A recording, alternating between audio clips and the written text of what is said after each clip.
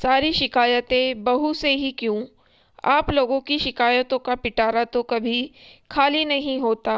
कभी आप लोगों ने सोचा है कि मुझे भी आप सबसे कुछ शिकायतें होंगी? अगर मैं कुछ नहीं कहती तो इसका मतलब यह तो नहीं कि आप सब परफेक्ट हो। इतने दिनों से नंदिनी के दिल में भरा आक्रोश आज फूट ही गया। लो, अब ये हमारी शिकायतें बताएगी। जो खुद शिकायतों का टोकरा बनकर चलती हो, वो हमें बनाएगी कि हमने क्या गलती की है। सास निरुपमा जी बोली।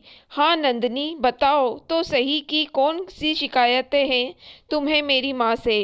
पति सर्वेश ने पूछा। क्यों सर्वेश, भूल गए आप भी? जब हमारी लव मैरिज हुई थी तो घर में कितना हंगामा हुआ था। मानती हूँ लव मैरिज को स्वीकार करना माँ बाप के लिए आसान नहीं होता, लेकिन जब 2 साल बाद नीरू दीदी ने नंदोई जी से मिलवाया तब मम्मी जी ने कह दिया कि आजकल तो बच्चे खुद ही जीवन साथी पसंद कर लेते हैं। अच्छा है हमें लड़का नहीं ढूंढना पड़ा। तब तो बात कह गई कि लड़की ने अच्छे भले लड़के को फंसा लिया है। जब मेरे पापा ने दहेज देने से मना किया तो मम्मी जी ने खूब ताने दिए और नीरू दीदी की शादी में यह कह दिया कि लव मैरिज में दहेज नहीं दिया जाता। पिछले 10 सालों से मुझे बात बात पर ताने दिए जाते हैं। मैं एक दिन को भी बीमार नहीं पड़ सकती। मुझे कहा जाता है कि नीरू से कुछ सीख, कैसे अपने घर को मैनेज करती है। घर भी साफ रहता है। अरे जो महीने में 15 दिन आकर मायके में रहेगी, मायके में ही खाना पीना होगा तो उसका घर तो साफ सुथरा रहेगा। रहा सहा नीरू दीदी की सास, उनको घर के कामों में सहयोग करती है। मुझे घर के कामों में कौन सहयोग करता है? उस पर छोटे बच्चे को भी संभालना और आए दिन ननद नंदोई की खातिरदारी भी अकेले ही करती हूँ, जिसमें कि मुझे साफ कहा रखा है कि उसमें कोई कमी नहीं होनी चाहिए। उस समय कौन मेरा हाथ बटाता है? मैं एक दिन के लिए बीमार हो जाऊं तब भी घर के सारे काम मैं करती हूँ। तब क्यों नहीं नीरू दीदी को बुलाया जाता? क्योंकि काम उन्हें करना पड़ेगा।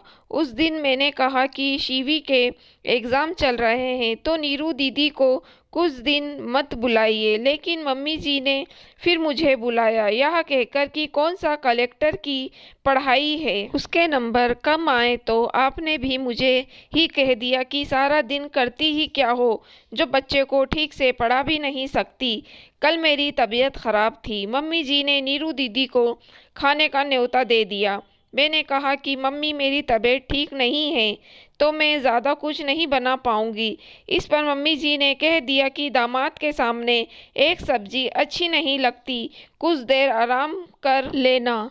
आज मैं अपनी सहेली के घर जा रही हूँ तो मम्मी जी बोली कि जब तुम्हारी तबीयत ठीक नहीं है तो तुम बाहर कैसे जाओगी?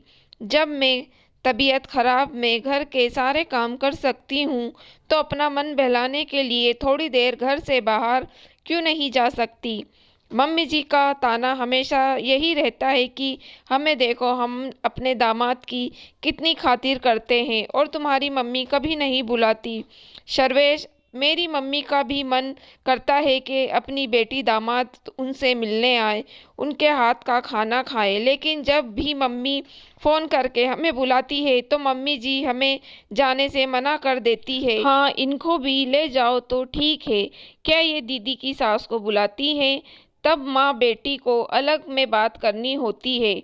बस यही शिकायत है मेरी जो मैंने आज तक नहीं कही, लेकिन मम्मी जी की शिकायत कभी ख़त्म नहीं होती, इसलिए आज मुझे ये सब कहना पड़ा। कहते हुए नंदिनी रोने लगी। मम्मी, नंदिनी सही कह रही है। मैं भी कुछ दिनों से वैसे बात करने वाला था। नीरू का इतना मायके आना ठीक नहीं। अब से जितनी बार नीरू मायके आएगी, नंदिनी भी अगले दिन अपने मायके जाएगी। आप नीरू और मेरी ज़िंदगी में भेदभाव करके हमारी ज़िंदगी मत उजाड़ो।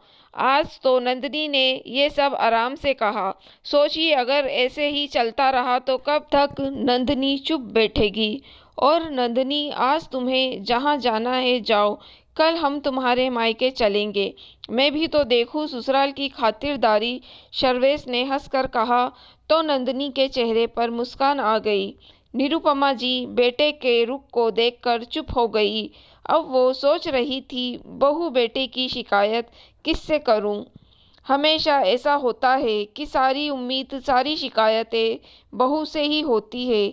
क्या किसी और से कोई शिकायत नहीं हो सकती? दोस्तों, अगर मेरी वीडियो आपको पसंद आई हो तो मेरी वीडियो को लाइक और मेरे चैनल को सब्सक्राइब ज़रूर कीजिएगा।